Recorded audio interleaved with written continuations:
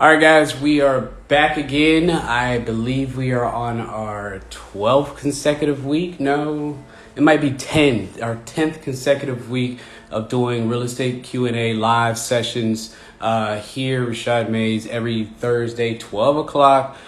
Basically answering anything, everything real estate related.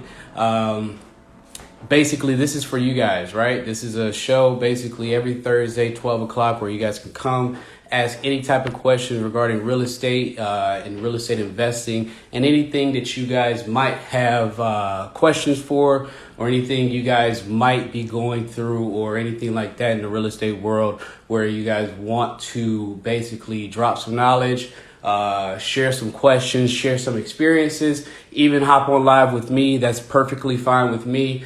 Sometimes I will be putting on special guests. I think the last 3 weeks we've had different people come on. This week I probably will be on by myself. I do have a tentative guest, but I did not announce that yet. I'll wait for him to show up if he does. But other than that, it'll be me and you guys here. Again, if there's other folks that you guys want to see, if you guys look up the folks in the real estate world or are following different people in the real estate world and you want them here for me to talk to or to talk to you guys, feel free to drop a comment and I will reach out to them. Also, if you have any questions, please direct them to the little button right there with the question marks, so I can post your questions on the screen so people can see. We already got some folks that's joined in. Tippy, yo, how you doing? Ashley, how you doing? Jordan, my Neo, what's going on, baby? What's going on, man? But yeah, basically, like I said, this is for you guys, right? We just got started. I know it's a little late. I believe it was, I usually say 12 o'clock, but sometimes it takes me a little longer to get set up. But we're here today, and we already got questions coming in. Tip, yo, yeah, I see your hand wave. Ashley. How y'all doing? Tippy, yo, I believe this is your second week coming in or third week coming in. Can't remember. Ashley, you're consistently coming in, so I appreciate you as well. Jordan, I know you're new. I haven't seen you before on here, but we appreciate you showing up. Anybody that pops up in here, I'm going to show some love. I'm going to shout you out at some point during the time that I'm on here. So it's just me showing love because I like to recognize you guys for even taking the time to even show up to the live session. So again, every week, Thursdays, 12 o'clock. Don't be shy. Ask some questions. Share some experiences. We already got a question coming in from Jordan. I don't know if you're still in Atlanta, Jordan. If you are, thumbs up. If you're not, thumbs down. Put a thumbs down on there. We'd like to know what kind of market you're in. I know Ashley's she's going to be moving sometime soon and looking to get into some markets, whether it's here or some other places. And Tippy, yo, where are you at? I don't know where you're at. Let us know where you're at too as well. So we kind of want to know what's going on. First time, glad to be here. Thank you, man, for showing up. Ashley trying to get all the real estate tea I can. I understand. There's a difference from going, Chicago. Hi, I used to live in Chicago. Now, long time ago, can't even remember where I was at, so don't quote me on that. But I do have a lot of people in Chicago, friends in Chicago. I also have family up in Chicago. So Chicago is another, one of my many homes that I've lived in throughout my life. Atlanta, I'm consistently in Atlanta all the time. DJ MTZ, what's going on, baby? Book DJ MTZ, what's going on, man? How you living, brother? How you living? Let's get to some questions because we already got one question here from Jordan, and it's related to first-time home buying. What's up, bro? Yeah, what's up, man? Glad you showed up, man. I need to see more DJ content from you, man. I don't see much, but definitely I'm going to stay on you about that, man, because I'm all about accountability, baby. Let's see what we got. We'll go back to this question, man. So first-time home buyer tips. If you guys are looking for your first home or want to buy your first home, put a thumbs up in the comment section, please. Let us know where you're at status-wise. But let's go back to the question at hand, first-time home buying tips. First and foremost, my number one thing that I'm going to tell you guys when it comes to first time home buying tips is understand what you want, right? What do you want out of this house that you're about to purchase, right? A lot of times people want to buy a house just because they see everybody else buying a house, right? Oh yeah, thumbs up. Yeah, I like this engagement. I like this engagement, baby. But yeah, for a lot of people want to buy a house just because it's the it thing to do. And it's also the right thing to do, depending on your situation. But at the same time, this is going to be your largest investment in your life. You want to know what purpose this home is going to serve. For example, me, when I was looking at buying my first house, I was thinking about where am I at in life, right? I am 20, how old was I? I was 25 or 26, and I was like, well, I'm not looking for a forever home, right? I'm not looking for a home that I'm going to buy and I'm going to live there for 10 years, right? I just got into my profession and, well, not my profession, but my job, and I wasn't looking at trying to be permanent in a location. D12 M1, what's going on? The only Don, yo, what's going on? I see y'all popping up in here. Don't leave. Stay and ask some questions real estate related. I will answer them. Drop a comment in the question mark little tab right there. But yeah, understand basically what you want this house to serve as. So for me, I was like, well, I want a house that I can buy, and if I need to move the very next day after I buy it, I can, leave comfortably and be able to rent it out. What's going on, Calvin Hayes? What's going on, y'all? Check out his podcast. His new podcast with him and Kendall Sunshine. They're doing some numbers, great things. Shout out to Calvin. But yeah, for me personally, I said I need to be able to move the very next day and be able to rent my place out. So I was more so looking at an investment property, right? For you, it might be different. Is this a home that you want to live in? Is this a home that you don't even want to live in? You want to rent it out immediately? Is this a home that you want to live in and fix up, right? So figuring that out first is going to be your best way to get started. Also, secondarily, after that, once you figure out what kind of house you want to buy, not house you want to buy, but the purpose you want to buy, you start looking at different homes, right? Different homes, getting a feel and getting an eye for what you like, what you don't like. Do you like single family homes? Do you like condos? Do you like detached? Do you want a garage? Do you want, hardwood floors? Do you want carpet? All that kind of stuff goes into effect. And the only way you're going to be able to do that is if you start training your eye to see what you like. And the only way to do that is to start looking at homes, right? You can look at homes by yourself via Zillow or Redfin, whatever you're going to use.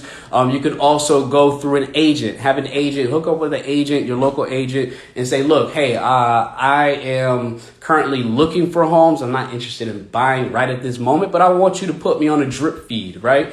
And a drip feed is basically where an agent is going to take your criteria, your zip code, your size house, the number of bedrooms, bathrooms, all that kind of stuff. And they're going to link your email to their account. And then they're going to start sending, it's going to be an automatic feed. So every single day, you're going to get new homes that get sent to your email every single day. Check those out, right? You might not be ready to buy, but look at those homes and make sure, and you'll start to see the more homes you look at, what kind of homes are in your area, right? What do they look like? What do they look like fixed up? What do they look like as is? Those are some good things to do that you can do on your own. Secondarily, also, after you start looking at things that homes that you're interested in buying, talk to a bank. Go to a bank. You need to figure out your buying power. You can't buy a house if you don't know what you can do, right? You don't know what kind of access to money you have based on your credentials. So your credit score, the money you have saved up, your DTI, debt to income ratio. These are all things that are going to contribute to your buying power, right? So you're going to go to a local bank. You're going to call a local bank, right? And you're going to say, hey, I want to get what's called a pre-approval. Pre-approval is basically just like if you're going to buying a car. You go to a bank, you say, I want an auto loan. They're going to pre-approve you for $20,000, $50,000, $100,000. And you can go and buy a car up to that amount, right? So calculate how much you want to pay and how much you can afford to pay each month for your mortgage. Take that number and you figure out a price range for your homes. Let's say you want to buy a home. Let's say you can afford a home between $200,000 and $300,000, right? You figure that out. And you go to your bank and you say, look, this is what I'm looking for. Your bank is going to compile all that information, your credit, your money, DTI, all of that stuff. And they're going to say, hey, you are pre-approved to buy a home up to $300,000, right? Now you know your buying power. You take that and you say, look, now I can take action.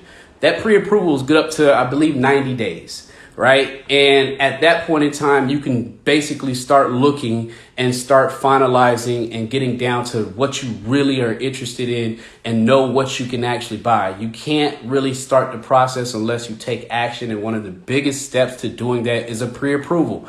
You can shop your pre-approvals. Right. You're allowed to get a certain number. I believe it's two or three pre-approvals within a 90-day span without it hitting your credit. Well, not hitting your credit, but dinging your credit. When you do get a pre-approval, it is a hard pull. Keep that in mind. So it is a hard pull, but you also want to shop, right? You want to shop and you want to check out interest rates. Figure out what interest rate is going to work for you. Also, another thing that you can do as a first-time home buyer looking into some of these things is go online and calculate your mortgage, your potential mortgage. They have so many mortgage calculators online that benefit you and show you what you put in the numbers, and it'll spit out basically information on what your mortgage payment will potentially be each month. Right. So let's go back through everything. You basically want to figure out the purpose of the home that you want to buy. You want to start training your eye to look at different homes and see what you like, what you don't like. You want to link up with an agent and have them put you on a drip campaign. And you also want to call your local bank and look at getting pre-approvals, getting a pre-approval to figure out your buying power. Once you figure out your buying power, the world is yours. You can go on and flourish and buy whatever you need to buy within the confines of that pre-approval number range. So just keep that in mind. Those are some good tips in regards to buying your first home. So yeah, that was a good question, Jordan. Let's see who else we got up in here. Calvin, thanks for the information. You already know, man. I'm gonna drop info for you guys. Uh-oh.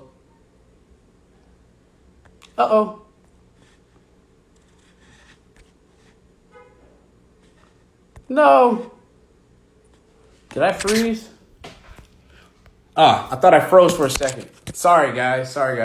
But yeah, back to it. Sneaker Fiend, what's going on? How you doing? Sneaker Fiend's a loyal follower of the show. I don't know, has come consistently. So I appreciate Sneaker Fiend all day, every day. To love _ Mimi, how you doing? Free Spirited Steph, how you doing? We got new people coming up in here. I don't think I've seen you guys before, but I appreciate you guys dropping in here and showing some love. I'm always going to shout you guys out. Remember, if you're coming here every Thursday, 12 o'clock, ask any and every question. Prepare your questions through the week. Do some research during the week. And if you got anything that you want to drop in here, I'll do my best to explain it in further detail. Let's see. We do got another question. Let's see what we got here. Tippio, what are some important benefits and downfalls of buying an investment property solo or with a partner? Haha, I like that question, actually. That's a very good question. Downfall. Let me post this up here.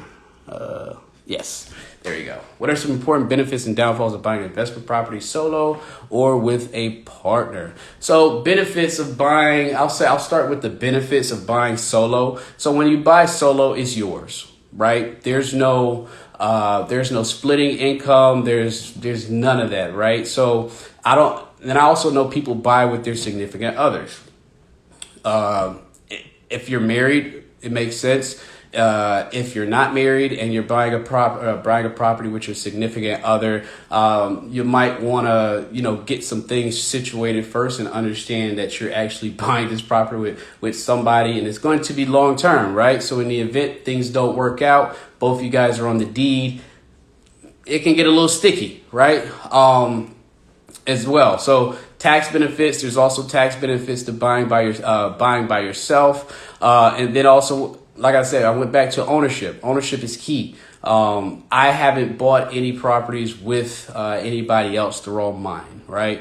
That is the benefit. You know, when you're talking about an investment property, buying with a partner, your buying power doubles, right? Depending on your partner. And when you're applying for these loans or when you're buying with a partner, their credentials are also in play. So for example, credit score, right? If you're buying with a partner, they're not going to take the highest person's credit score. They're going to take the mean average of both you guys' credit scores. And that's the credit score that's going to be applied, right? So your partner can also hinder you if their credentials or if their credit score or their money is not in place or in a correct manner, and that's going to allow you to have more buying power. Also, when it comes to income for these properties and when it comes to income with a partner, that's one thing you're going to have to split, right? So if you're buying a single family investment home and let's say the mortgage is $1,000, and let's say you're bringing in, let's say you're bringing in $500 profit each month, $1,500. Profits are going to be small for you guys, right? And the one thing about buying with a partner is that, or multiple partners, is you guys have to be on the same playing field and understand that the profits, if they're not the largest profits, the profits need to go back toward the house, right? So one key thing to realize is that when you collect income for your property, it shouldn't go that $500 should not go into you and her you and his, or your partner's pockets. That money should go back into the rental. It should go into a savings account, right? To where you are able to build up reserves. You're able to take care of maintenance issues, right? Because I'm gonna be honest, right? The more partners you have, the less money you're taking home at the end of the day, and you don't want to be walking away, splitting profits for only $100, $50, and things like that, right? And if it's not that much profit, put all of it back in, put it all into a savings account, and both you guys are under this same impression that this money that we profit is not going to our pockets, but it's going back into the rentals, going back into a savings account, so we can continue to build and buy more houses, or be able to take advantage of some of the things that will come with saving your income. So if you guys understand that the profits are not you're buying this not just for profit, but it's to expand the business and buy more, you're going to have to save that money. Right now, if you're buying with a partner on a multi-unit or a 5-unit or 6-unit or whatever, your profits are going to be larger. So you might be able to walk away at the end of the day with some profits that will allow you to save money, put money away for maintenance, cover vacancy costs, cover all your expenses. And then at the very end of the day, you might have some profits to take home, and that's what you can take, pocket. So different things, like I said, differ for different people. It just depends on your situation. There's no real right or wrong answer whether to invest with a partner or invest by yourself. It's all dependent on your situation, and it's also dependent on you and your partner's understanding of what this is actually going to be.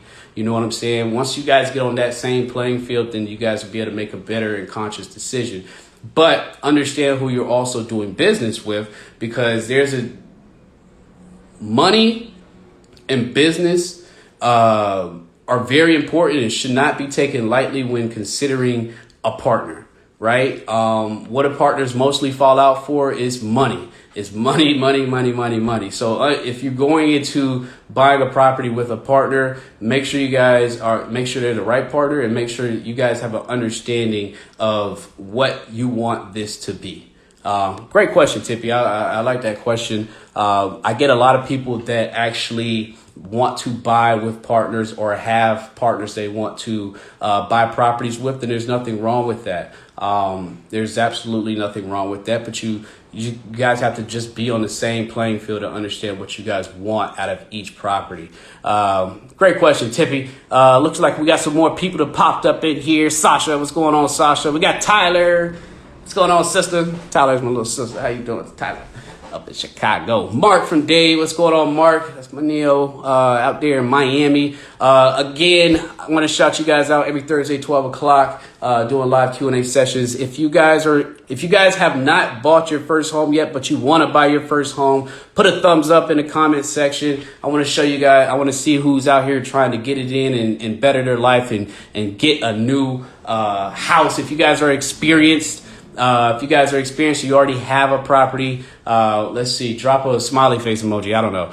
Do that as well. So yes, hey Shad, yeah, Mark with the U. What's going on, baby? Thumbs up from Tyler. Thumbs up from Reggie. You guys are trying to buy your first house. Who else is in here trying to buy their first house? Drop a thumbs up. I already know Sasha. She got a couple houses. I already know. Yeah, I already know. Smiley face. Who else? Sneaky Fee. Come on, drop that. Calvin, I don't know if you're still in here, man, but let us know what you're doing. If you're trying to buy a house too as well, or if you already got a house, Calvin, you might have a house out there in Columbia or wherever else you've been at, man. International. VA3, what's going on? I see you joined in. VA3. Yeah, what's going on? Again, if you're new, drop comments, drop questions in the question mark tab right there, and I will post it on the live feed, and I will do my best to answer that. So let's see. Let me see. Sasha said, but so much more to learn. Yes, there's a lot to learn in this business. Mark says, JP Morgan going crazy with the DP request this month. Yes, they are. Calvin says, yes, sir. Yes, sir. I appreciate that, man. But back to what Sasha said.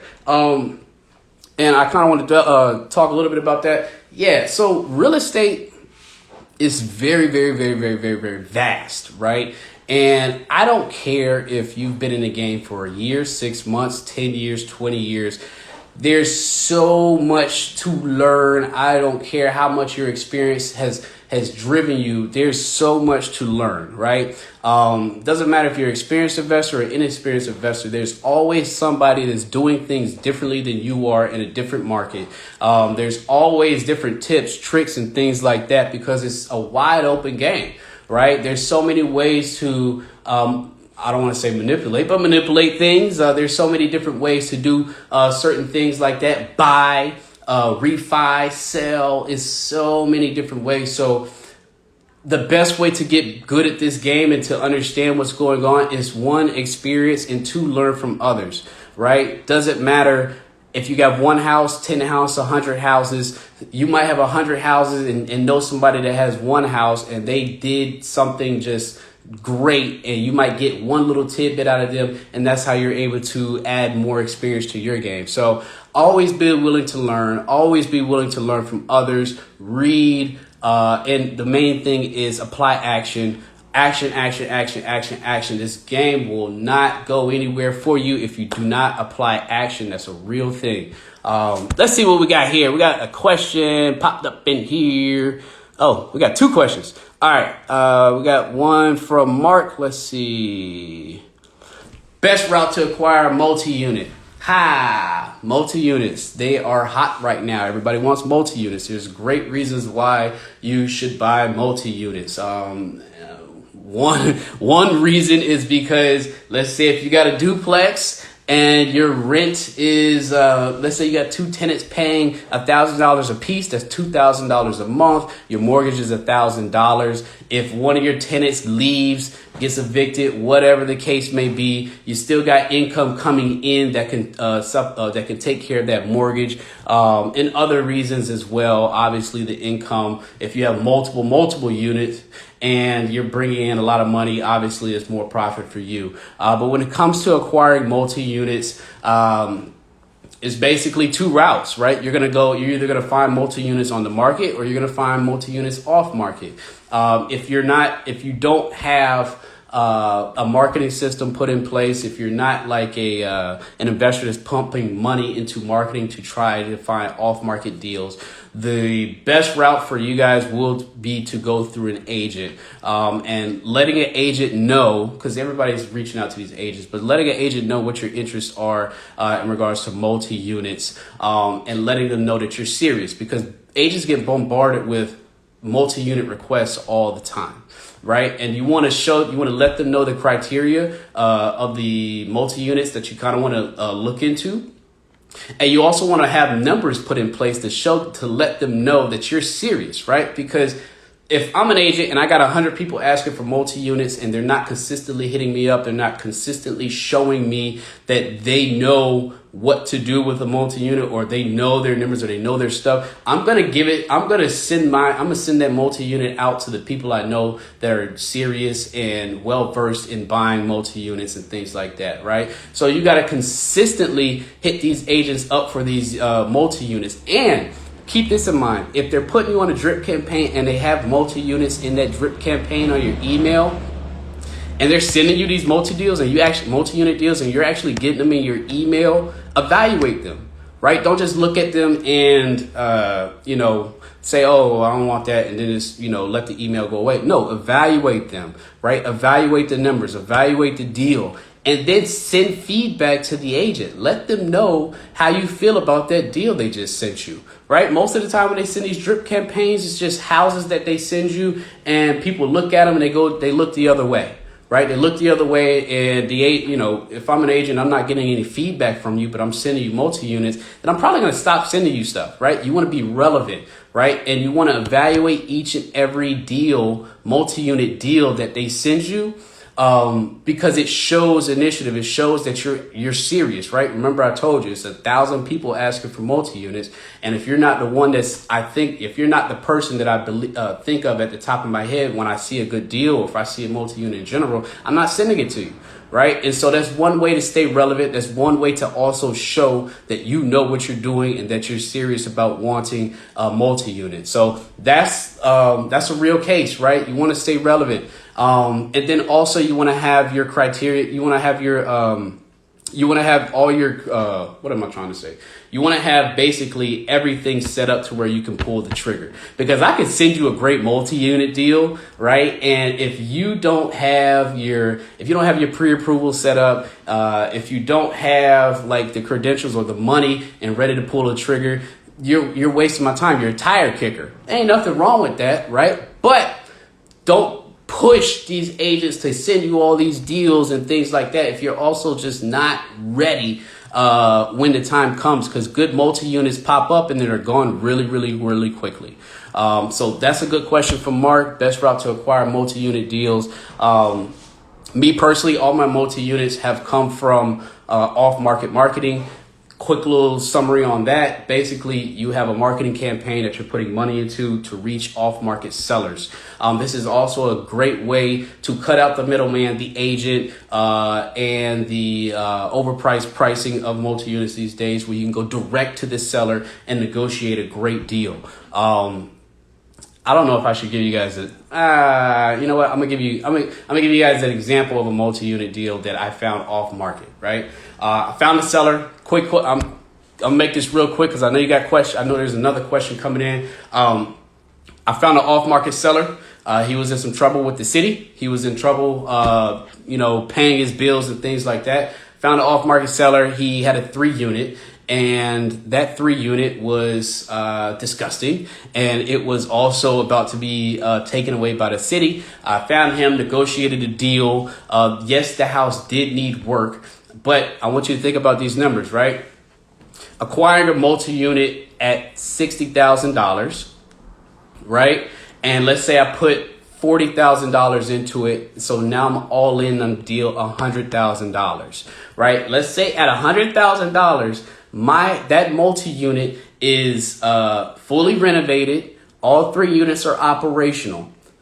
What am I going to do? I'm going to put 3 tenants in there, right, for each unit. Let's say $1,000 a piece, right? So that's $3,000. That's $3,000 a month.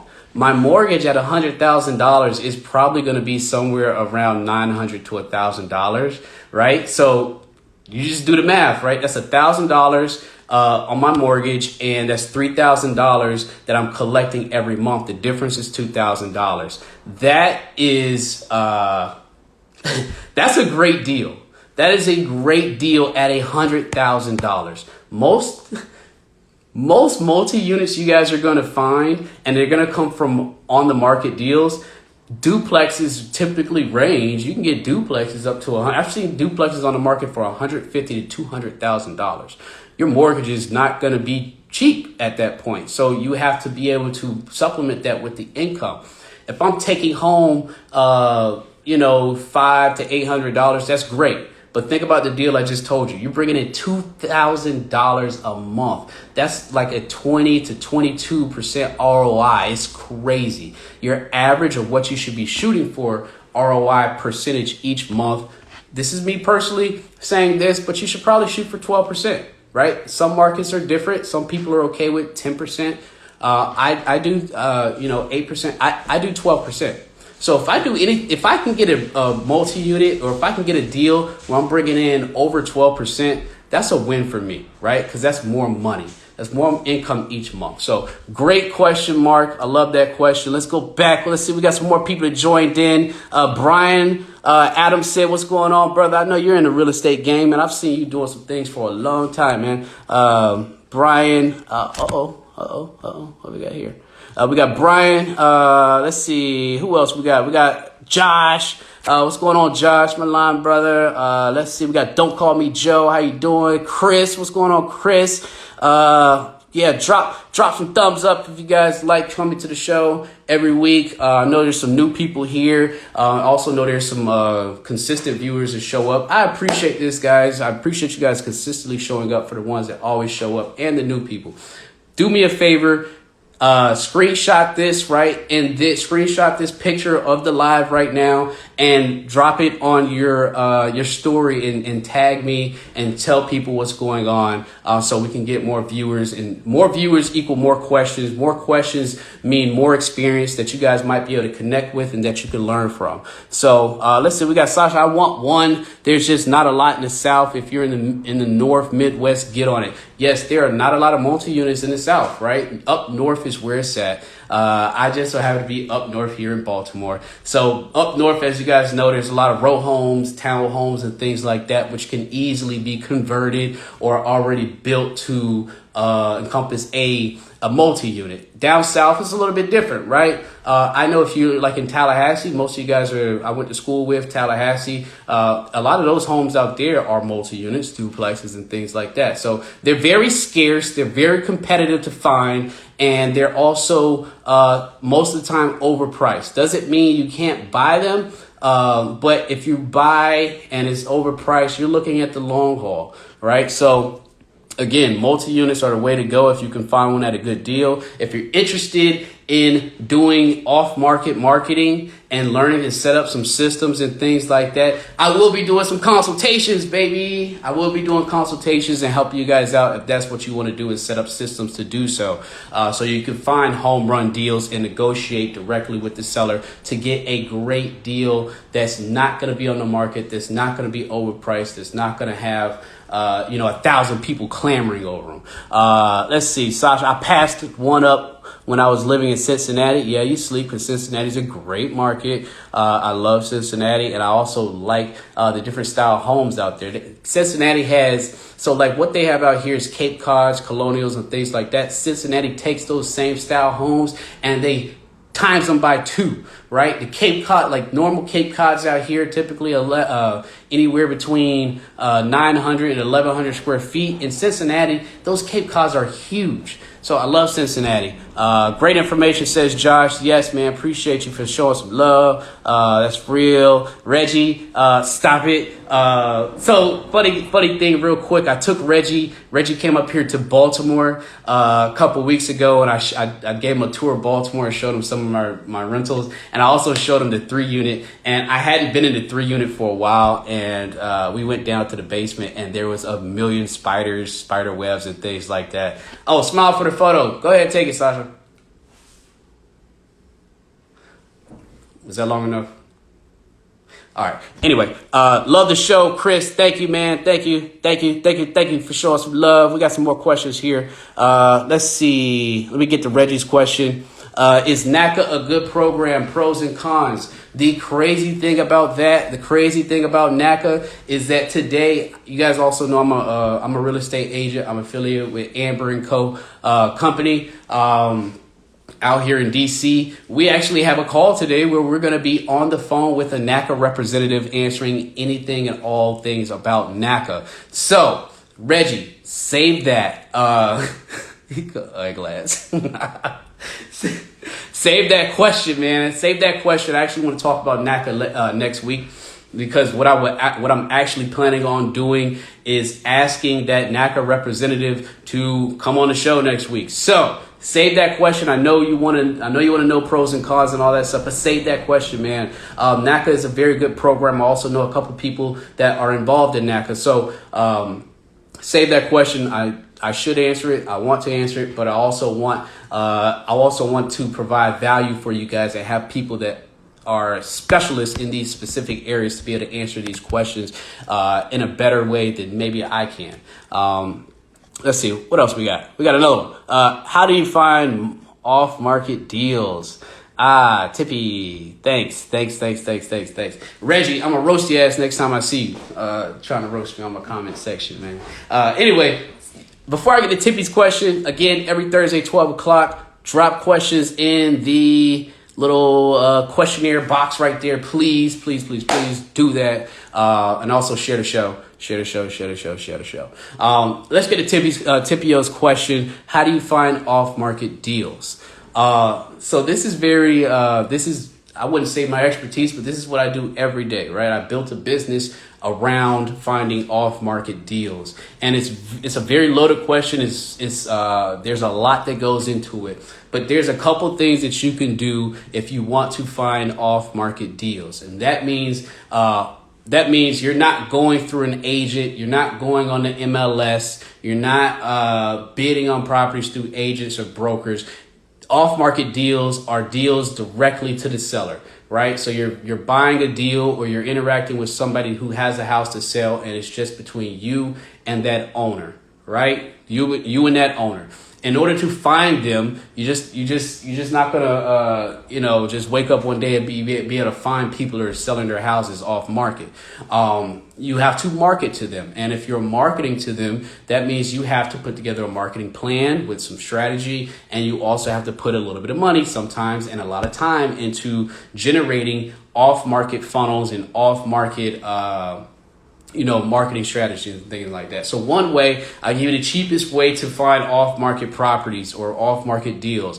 Drive for dollars. Drive for dollars is where you hop in your car, right? You're not spending any money. You're basically in your car, and you might spend a little couple bucks on gas, but you're getting in your car and you're rolling around different neighborhoods, and you're looking for vacant properties. You're looking for vacant properties that have high grass, mail popping out the mailbox, beat up looking, deserted, doesn't look like anybody's living there. You take those properties and you put them on a list. That's one way to, and you contact the owner directly through a couple different ways, tax information and all that kind of stuff. You can look up properties online, any property, if you have the address, and figure out the owner and all that kind of stuff. And then you contact them. So, driving for dollars. You can also put out bandit signs. If you guys have, I guarantee you in your life of driving, if you guys are drivers, you guys have seen on the side of the road, we buy houses. Those are real deal signs. People actually do call them, and they actually work, right? Don't let anybody tell you that any marketing strategy doesn't work, right? The key thing with marketing strategies is consistency. So if you're doing any of these things that I'm about to tell you about, the key is consistency. Whatever you're going to do it, and do it for a while. You can't drive for dollars a couple days and then stop, right? And if you get in contact with sellers that are not willing to sell you their house, you stop. That's not how you become successful in this business. If you're gonna do bandit signs, putting out bandit signs, you got to consistently do it every week. Bandit signs you put out on a Friday and you pick them up on a Sunday. We buy house signs. People actually call those, right? So that's another way.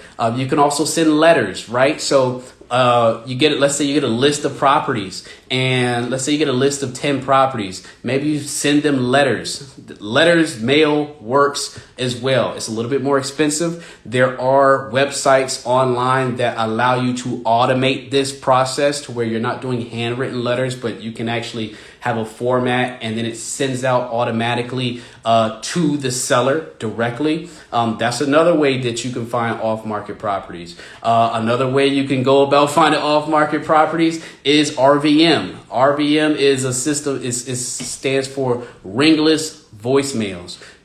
Ringless voicemails are basically where I don't know if you get Sasha, you might know because you have a property. But ringless voicemails are where you set up a system online. They have different websites to do RVM, and you have a list of property owners and their addresses and their phone numbers. And you press the send button, and it sends ringless voicemails to these people's phones.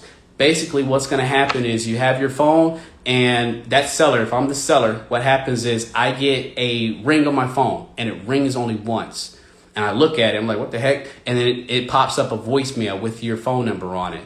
And then you're like, okay, who just called me? I just got this voicemail. You pick it up, you listen to it, and it's you, a recording of you or somebody else saying, hey, I'm an investor in the area. I drove by your house. I'm looking to buy more in this area. I'm interested if you'd be willing to sell your home. Please call back at XYZZZZ number. That is a ringless voicemail. If you haven't gotten them before, that's fine, but look it up online, RVMs. That's another way to get in contact with people who want to buy off-market deals, right? They'll call you back and boom. You have to have a conversation with them, right? And you can go through the whole scripts and things like that. I'm just doing this really quick because you can get into details about all this kind of stuff. Another way that you can find off-market deals is wholesalers. Wholesalers, that is their specialty. I wholesale, right? Wholesalers specifically are looking for people to buy their off-market deals that they have under contract. Not all wholesale deals are great deals, right? You have to run your own numbers. But if you find a good wholesaler that puts out good properties, that has good deals, they can be very beneficial, right? And you got to remember, you're cutting out the middleman with these agents that are overpricing these properties and things like that. Sometimes wholesalers have great deals, right? And there's people who only buy from wholesalers. Sasha just brought up another marketing strategy. It's text. They have websites that allow you to SMS text off market property owners off market. You'll basically get a text and say, I've gotten them before, and they say, hey, the owner of 123 Main Street, I was in your area. I was looking to see if you're willing to sell your home. Text message. And it's very quick. It's very easy. You get a yes or no very, very quickly. SMS costs certain cents per text, but that's another way you can reach out to off-market sellers. Let's see. Door knocking. People do door knocking. It really depends on what you're trying to do. All of these things at some point might cost you money. Some don't, right? If you're going to do mail, you can have it automated, and it's going to cost you maybe $1.25, $1.50 a letter to send out. You can also do handwritten letters, which are more personalized, and that's the one thing you want them to be. You want them to be personalized. Off-market deals, those are a couple different strategies you can use to find off-market deals. Again, they all work. It just is all going to be dependent on consistency and how much and how often you go after these marketing strategies. I would suggest choosing one, right? The easiest one is driving for dollars, right? I would suggest going into using one and then going with that and just being consistent with it. Sometimes it might take you a couple weeks. Sometimes it might take you a couple months, right? But what you want to do is get in contact with that seller, negotiate a great deal that's going to work for you and them, and then you'll see the benefit of going for off-market properties when it comes to the price points that you're able to get them if you are able to.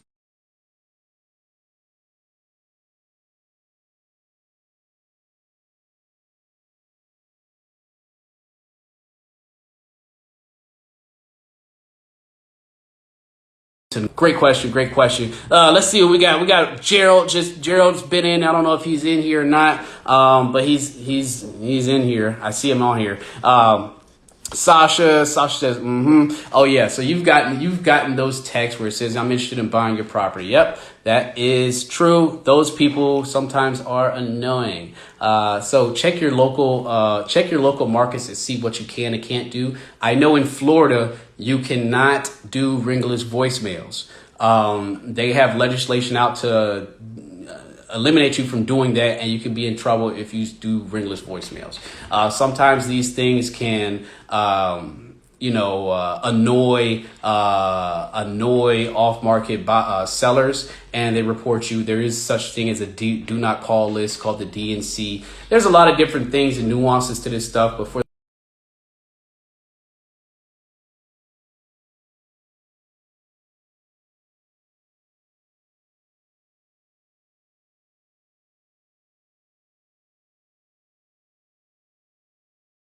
brother, my brother from architecture school at FAMU, what's going on? He is the man when it comes to this architecture stuff and designing and 3D CAD and all that kind of stuff. So if you guys need plans, talk to my boy Anthony right there. I'm gonna show him some love. Anthony, also, I think I don't know what market you're in. I don't know if you're in Atlanta or wherever, but drop a thumbs up if you're trying to buy your first house, or put a smiley face if you already have a house.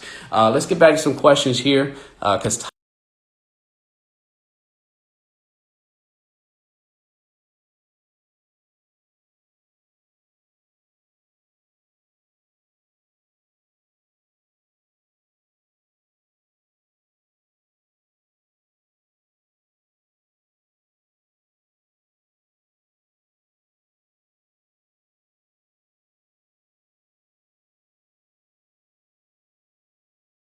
I'm agent or going with the on-market approaches because they're trying to sell fast, or they want cash, or they don't want to go through bank loans and things like that. Bank loans, bank loans are going to take a while, right? You get approved for a bank loan, it's going to take 45 to 60 days sometimes to close, and then you got contingencies and all that kind of stuff. It just makes the process a little bit more difficult, not difficult.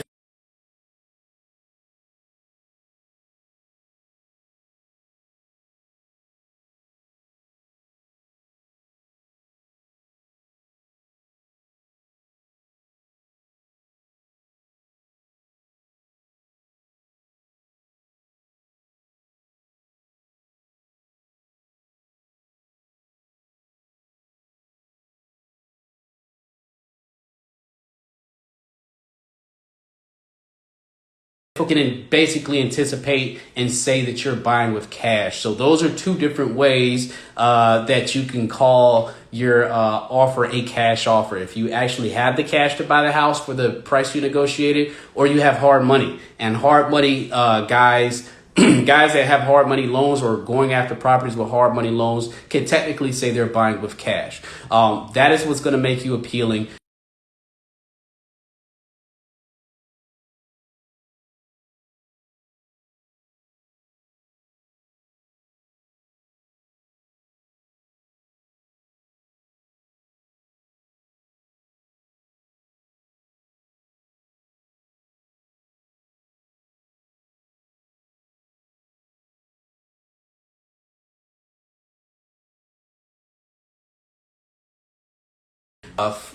Depending on the lender, 5 to 7 days or up to 2 weeks.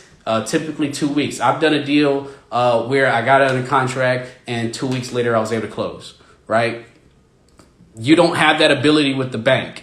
Right? That's not appealing for a seller. Right? If they got to wait 45, 60 days if they're in a scenario where they need the cash now. So yes, most off-market deals are cash deals. Doesn't necessarily mean you have to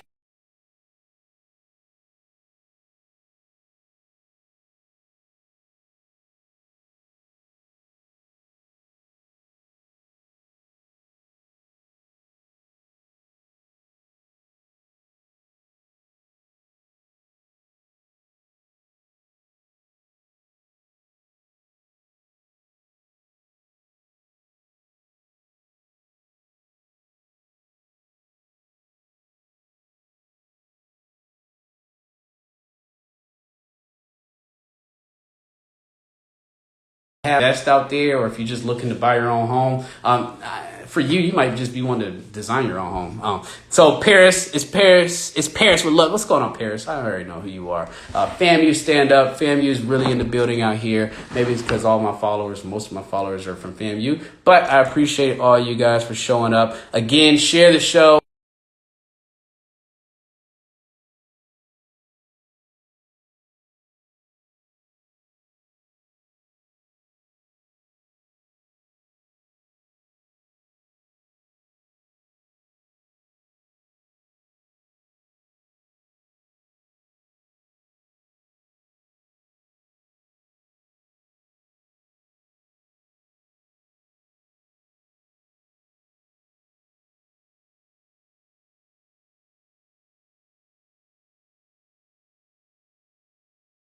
Little question mark thing right there, and I will do my best to answer, or if you want me to explain a specific topic, I'll do so as well. So again, share the show every Thursday 12 o'clock, answer all questions. Since we don't have any questions at the moment, I will tell you guys what I am currently doing with my business, right? So we closed on a house, and I'll stop when I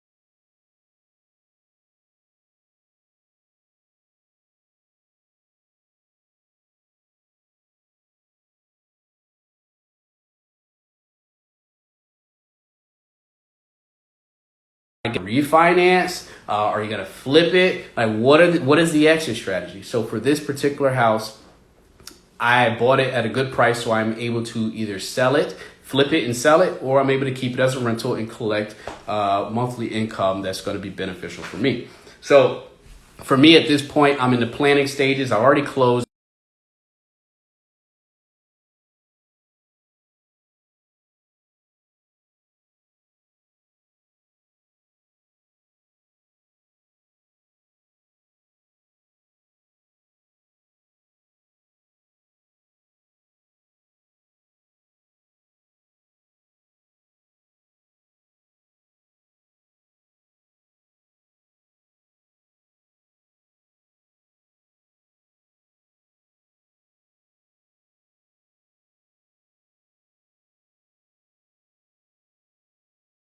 Master suite, I have to add another bathroom. Adding another bathroom upstairs is going to cost money, right? So these are things I have to consider. Also planning, trying to figure out material cost, and also what kind of materials I'm putting in there. If you guys are planning on ever rehabbing a house,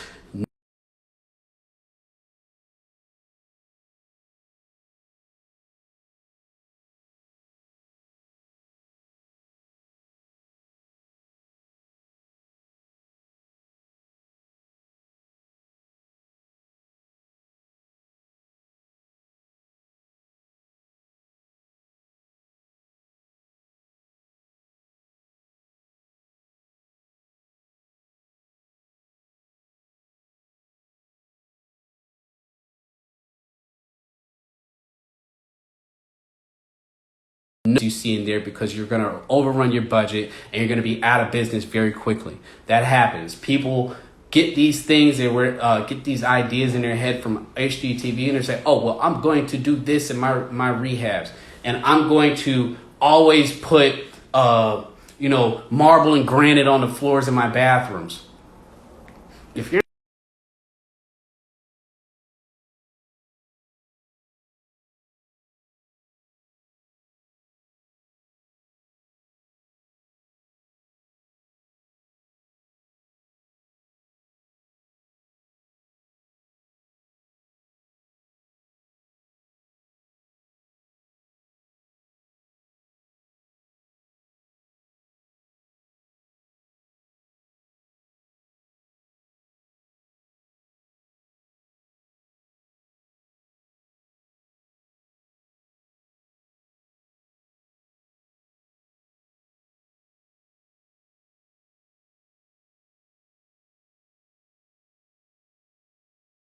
when you flip the house is because you have to think about the end buyer. Who's buying these homes? People like you guys that want renovated houses. They want nice houses to live in, right? Those buyers, the young buyers, the couple, the newly married couple, or the newly married couple that has a kid or a baby, right? Or has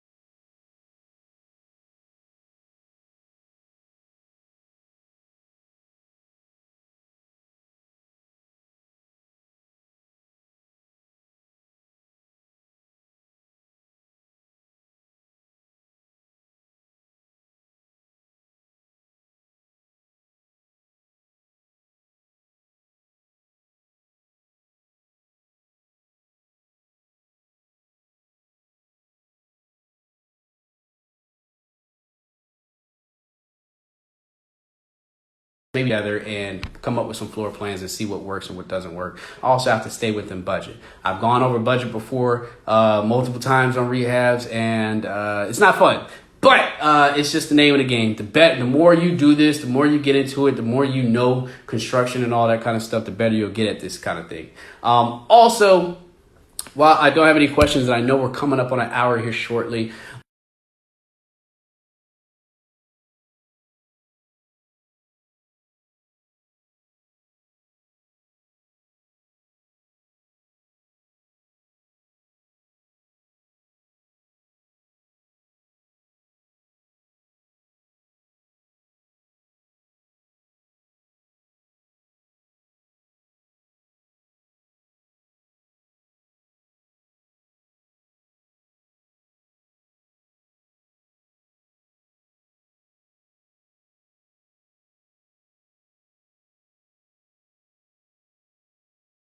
business, right? You just can't, and people do this all day, every day, where they'll go out and hire a contractor and pay them and not know what's going on in their house or their renovation or what the contractor's doing. Or even if you have a home and you want something fixed, you know it needs to be fixed, but you don't know what goes into it, or you don't know how much time it's going to take.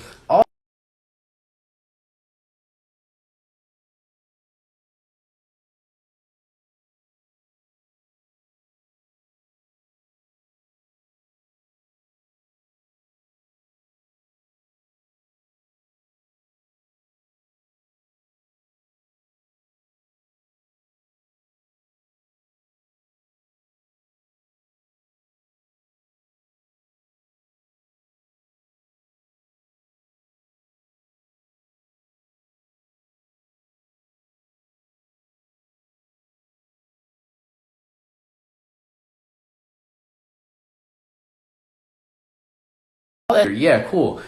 And you don't know, right, what goes into changing a water heater, or just general, right?